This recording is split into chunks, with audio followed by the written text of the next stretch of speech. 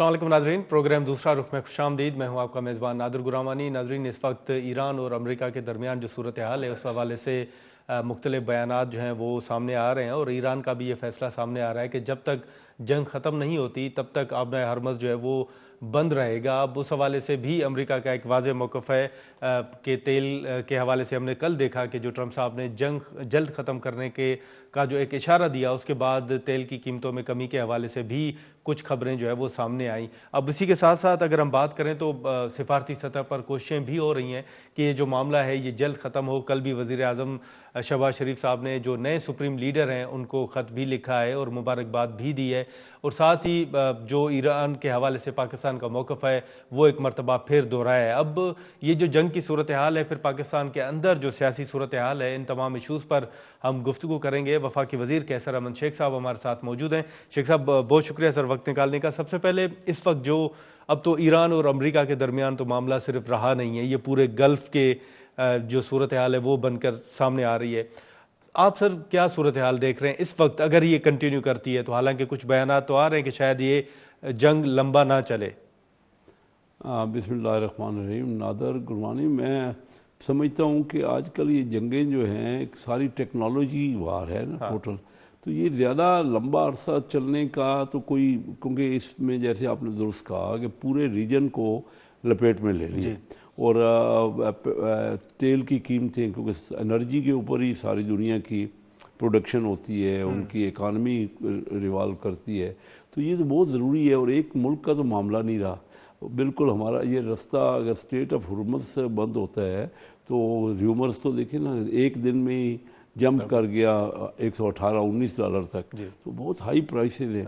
और अब क्योंकि मैं ये महसूस करता हूँ कि जो है अमेरिका को ये एहसास हुआ है कि शायद ये लंबी जंग से तो कोई इसको कोई जो उसका मकसद है वो तो कोई टारगेट था। तो आपको लगता है कि अमेरिका को एहसास हुआ है? मैं ये समझता हूँ कि वो ज़रूरी है कि कोई लंबी जंग, उनका कहना तो अपनी जगह पे जो भी कुछ कह रहे हैं, लेकिन इस पूरे रीजन को इसमें कर ले, एक ईरान से नहीं है।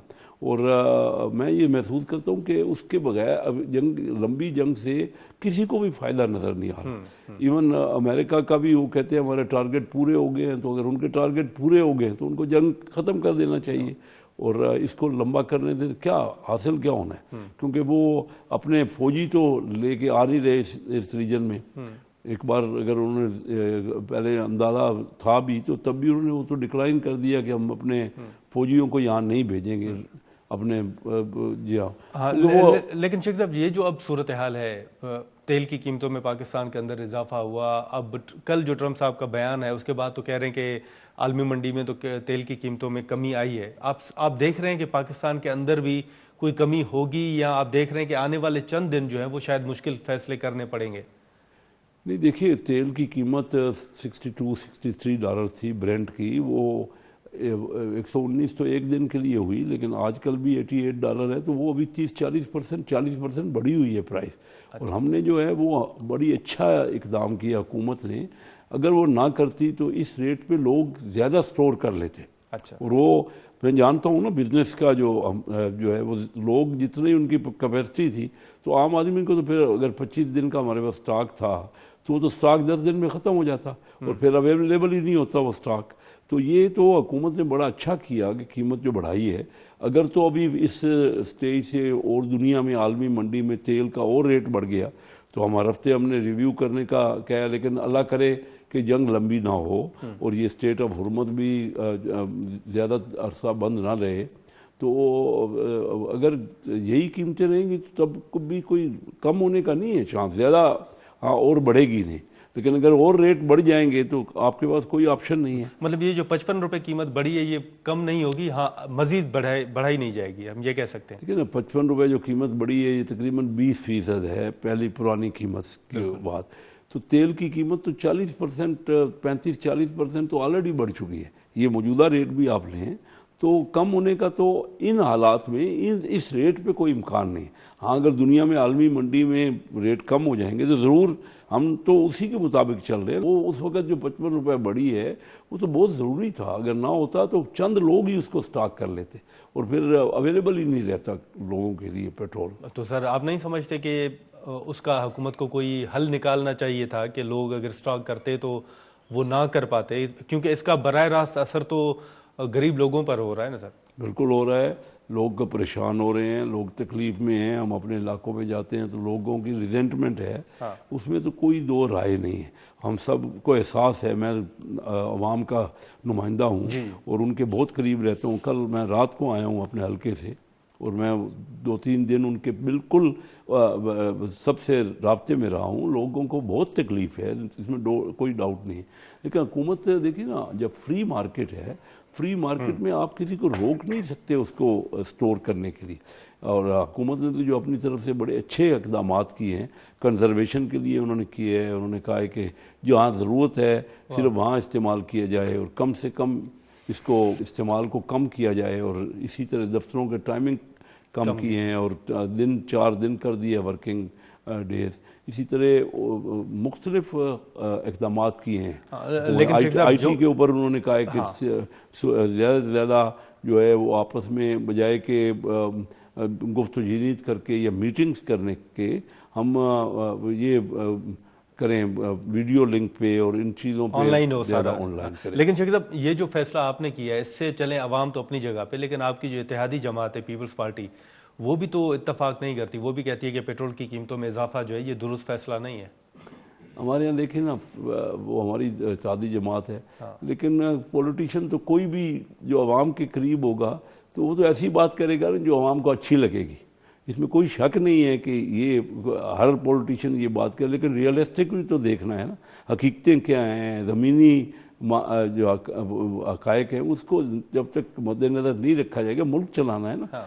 तो पीपल पार्टी जब अपने दौर में थी तो उनके आज जब रेट बढ़ते थे, PTI थी, 3 ही बड़ी पार्टियाँ हैं ना हमारे यहाँ ज़्यादातर, तो हर एक का पीरियड तो गुजर चुका है।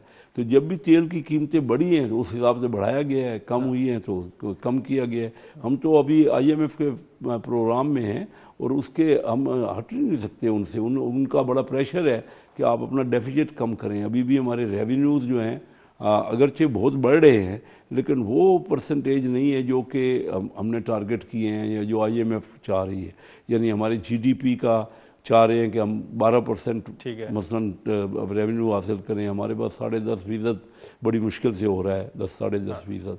तो अभी भी हमारे टारगेट्स जो हैं वो हमें काफ़ी क्योंकि डेफिसिट तो आप बर्दाश्त नहीं हो सकता। डेफिसिट होगा तो आपको और ज़्यादा कर्जे लेने पड़ेंगे, फिर आप IMF का प्रोग्राम के मुताबिक नहीं कर सकेंगे। लेकिन सर IMF तो रिसेंटली जो पीपल्स पार्टी ने एक बिल दिया था पार्लियामेंटेरियंस के एसेट्स खुफिया रखने के हवाले से, उस पर भी वो अपने रिजर्वेशंस का इजहार कर रहे हैं कि वो नहीं होना चाहिए। तो वो तो मैं समझता हूँ होना चाहिए। वो गलत बात IMF जो कह रहा है, देखिए हम तो पहले भी अपने देते थे, पार्लियामेंटेरियन अपने असासे भी देते थे और लोगों तक रिवील भी होते थे। हम लोगों के करीब होते हैं ना, तो लोगों के नुमाइंदगी करते हैं। तो अगर लोगों को पता चलते, मैं अपनी जाती आपको राय दे रहा हूँ कि मैं तो मेरी ख्वाहिश होगी कि बिल्कुल हर पॉलिटिशियन का और हर ऑफिशियल्स का भी जो उनका एसेट्स है वो डिक्लेयर भी होने चाहिए और रिवील भी होना चाहिए। तो सर ये फिर बिल आप समझते हैं कि ये मुनासिब नहीं था जो पीपल्स पार्टी ने पेश किया था, एसेट्स खुफिया रखने के हवाले से जो हाल ही में? मैं ये समझता हूँ कि ऐसा नहीं होना चाहिए, मेरी जाती राय है। क्योंकि हमारी पार्टी में तो कोई ज़्यादा इस पर डिस्कशन और डिबेट नहीं हुई, तो मैं अगर अपने पार्टी की बात तो नहीं कर सकता।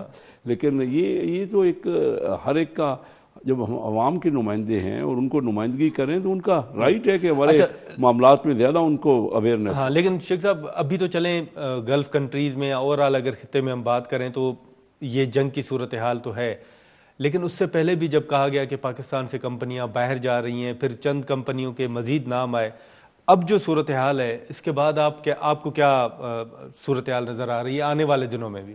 देखिए सूरत हाल मुश्किल है।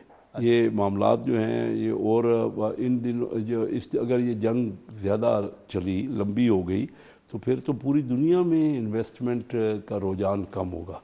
आप देख रहे हैं कि बहुत बड़ी, और ख़ास आप UAE में पाकिस्तानियों ने बहुत बड़ी इन्वेस्टमेंट की थी, वो ज़्यादातर रकम थी जिस पे टैक्स नहीं पे किया गया ज़्यादातर लोगों ने। क्योंकि मैं बड़े मेरे करीब हैं बिजनेसमैन और मैं उनका नुमाइंदगी भी करता हूँ, तो वो उनको तकलीफ़ पहुँची। मैं अक्सर पहले भी ये कहता रहता हूँ कि जो पाकिस्तान से हट के पाकिस्तानी इस तरह इन्वेस्टमेंट करेगा और टैक्स यहाँ पे नहीं करेगा प्रॉपर, वो उसको नुकसान होगा। और यही कुछ हुआ है आजकल। देखिए ना, उनकी जो प्रॉपर्टी की प्राइसेस बहुत बढ़ रही थी, वो थोड़े से मामले से ही उनका बहुत ज़्यादा शॉक पहुंचा है। और मैं ये महसूस करता हूँ कि पाकिस्तान में हमारे अपनी जो इन्वेस्टमेंट है, सबसे ज़्यादा हमें जोर देना चाहिए अपने जो पाकिस्तानी हैं वो इन्वेस्टमेंट करें। बिल्कुल बाहर के इन्वेस्टर्स को भी अट्रैक्ट करना है हमने। मैं फेडरल मिनिस्टर हूँ इन्वेस्टमेंट का, लेकिन सबसे ज़्यादा हमें इंसेंटिव देना है अपनी बिजनेसमैन को और अपने इंडस्ट्रियलिस्ट को, ताकि यहाँ पाकिस्तान में मौके पैदा हों। और ये मौके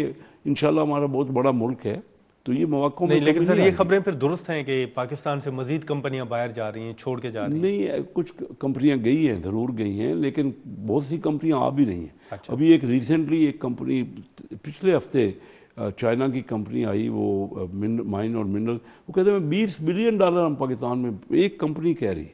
तो मकसद है बहुत से और कई, क्योंकि मैं उनसे राब्ते में हूँ, तो बहुत सी कंपनियां नए सेक्टर्स में, अगर किसी सेक्टर में कोई प्रॉब्लम है तो इसमें अपॉर्चुनिटी बहुत ज़्यादा है। नाज़रीन, यहाँ पर एक मुख्तसर सा ब्रेक लेते हैं और ब्रेक के बाद गुफ्तगू को आगे बढ़ाते हैं।